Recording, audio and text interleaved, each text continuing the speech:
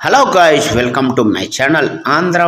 మన ఆంధ్ర వాళ్ళ ఛానల్లో ఈరోజు అయితే గోంగూర పప్పుచారు ఎలా వండాలనేది ఈరోజు అయితే వీడియోలో చూడండి. నేనైతే ఈరోజు ట్రై చేశాను, చాలా బాగా వచ్చిందనమాట.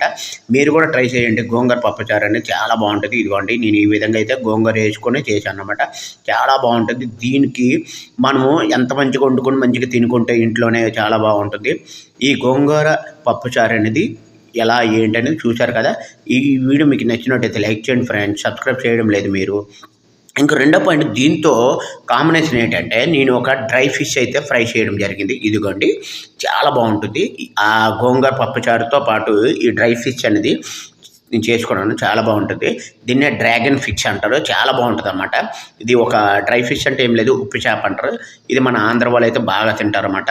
వైజాగ్, విజయనగరం, శ్రీకాకుళం కానీ ఎవరైనా, గోదావరిలో కానీ ఎవరైనా ఈ చేప అయితే వదలరు అనమాట. ఏం లేదు, జస్ట్ పసుపు, కారం, ఉప్పు వేసుకొని ఫ్రై చేసుకుంటే చాలా బాగుంటుంది. మన గోంగూర పప్పుచారుకి ఇది చాలా బాగుంటుంది. Please like me, subscribe please.